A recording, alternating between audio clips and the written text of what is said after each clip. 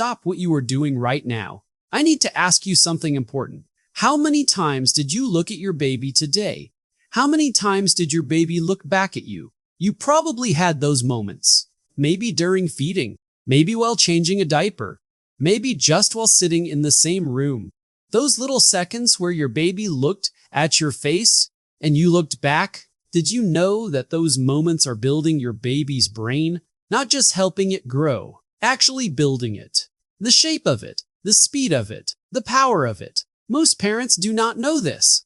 And the ones who do not know, they are walking right past the most important thing they will ever do for their child. Every single day.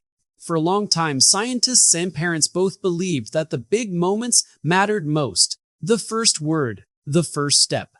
The school they choose, the lessons they teach. That was the main idea in child development for many, many years. Then scientists put babies inside brain scanning machines. A study from the University of Washington looked at babies between 6 and 12 months old. They watched what happened inside the baby's brain when a parent did one specific thing, just for 5 minutes. What they found was not small. The babies whose parents did this one thing showed much faster brain growth. The pathway that connects brain cells was becoming stronger and more permanent much quicker than in other babies. Same age, same brain at birth, completely different result. And the thing the parents did?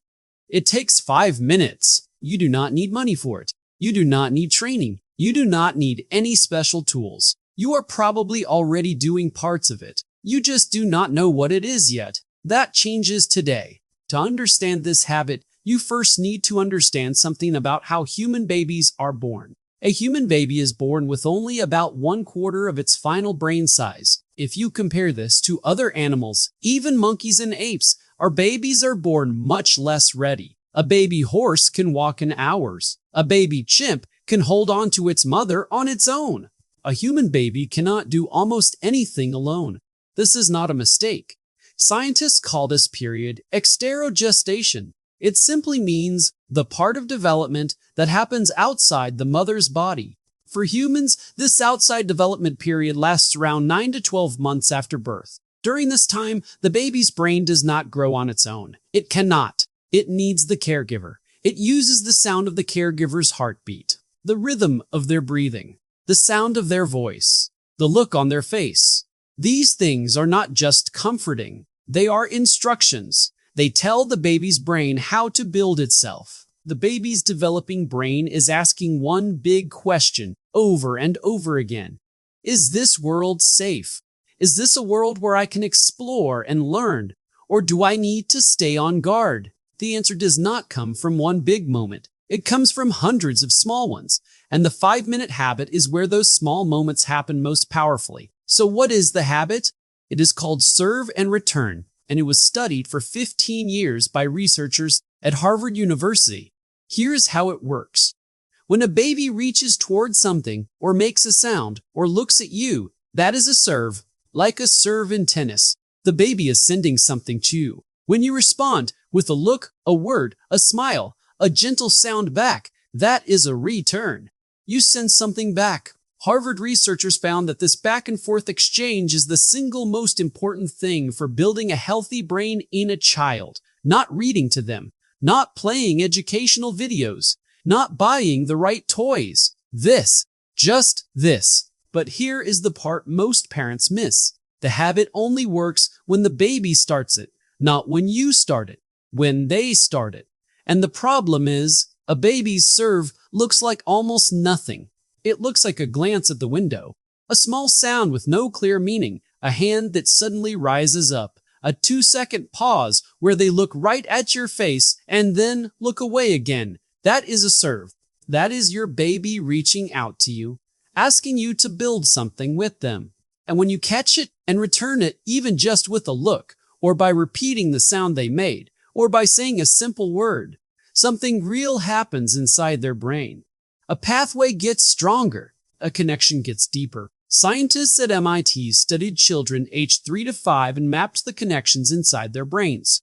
They wanted to know what predicted strong language development, not how many words the parents used, not how often the parents read to them, not the parents' education level, The strongest predictor was the number of serve and return exchanges the child had as a baby, not length. Number. 5 minutes of real serve and return beats 30 minutes of parent-directed play every time. You may still be thinking, 5 minutes sounds too simple. How can something that small matter so much? Here is the answer, and it is important. So stay with me. A baby is born with more brain connections than at any other point in life, around 1,000 trillion connections, but most of them are unused. The brain then does something very specific. It keeps the connections that get used, and it removes the ones that do not. Scientists call this pruning. It peaks between birth and age 3. This is not random. The brain is being shaped by experience, by what happens repeatedly, by what it practices over and over.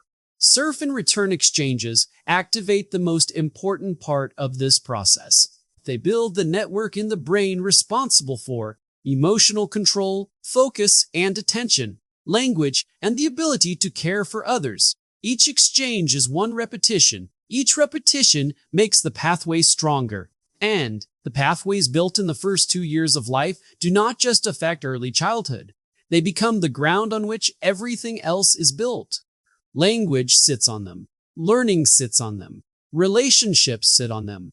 This is the thing most parents walk right past, not the interaction, because most parents do respond to their babies. What they walk past is the understanding that these small, quiet, ordinary moments are not extras. They are not bonding bonuses. They are the actual building blocks of the brain. A study from the University of Minnesota followed 267 children from birth all the way into early adulthood. The frequency of serve and return in the first 18 months was the strongest single predictor of thinking skills, emotional strength, quality of relationships, and ability to focus as a teenager. Not one of the predictors, the strongest one. But here is the part of the story that is harder to hear. The habit has an enemy, and the enemy is invisible. Researchers at the University of California, Berkeley study parents and their babies during normal daily life. What they found was this: when a parent is stressed or thinking about something else or mentally somewhere else, even when they are physically present, their ability to notice the baby's serve drops dramatically. The baby sends the signal. The parent's brain, busy with its own worries and thoughts, simply does not catch it. From outside the room, everything looks fine. No one raised their voice, no one left, but the return never came, and the baby's brain noticed. It does not understand stress. It does not understand that you had a hard day. It does not understand that you were thinking about something important. All it records is, I reached out and nothing came back. It uses that as information. It updates its model of the world. And a baby that learns its serves do not get returned will, slowly and quietly, start to send fewer serves. The quiet baby, the easy baby, the one that seems so independent and content. That is not always a happy, settled baby. Sometimes that is a baby that has already started to stop asking. Researchers say this is the most important finding in this area, and the most ignored one. It is not the big failures that shape a child's brain. It is the small, ordinary, repeated absence of response. The missed return. The moment that passed. The 5-minute window that quietly closed. So what do you actually do with this information? Here is how to start tonight. First, follow your baby's eyes. Whatever your baby looks at, look at it with them. Then say something about it. Not to teach, just to be with them. You found the light. There it is. You are not giving a lesson. You are returning a serve. Second, treat every sound like a sentence. When your baby makes any sound at all, respond as if they said something real. Because in the language of brain development, they did. Repeat the sound back. Add a word. Pause and wait for them to go again. This is a real conversation, even without real words. Third, put your phone down and mean it. Not face down in the same room. Not nearby. Actually gone from the interaction for 5 minutes. The research is clear. You cannot catch a serve you are not watching for. Full attention is not optional. It is the whole thing. Fourth, let the baby end it. When your baby looks away, turns their head, or breaks the connection, that is the end of the exchange. Do not push it. Do not try to pull their attention back. They ended it. Follow their lead from start to finish. So the next time your baby raises a hand toward nothing, or makes a small sound that means nothing to you, or goes still and looks directly at your face, remember what you are watching. You are watching a brain that was born unfinished, doing exactly what it was designed to do. It is reaching for you, not because it is bored, not because it is bored, not because it wants milk, because it needs you as a building material. Every return you give is a pathway. Every pathway is a structure. Every structure becomes a part of the person they will carry with them for the rest of their life. You are not just playing with your baby. You are building them.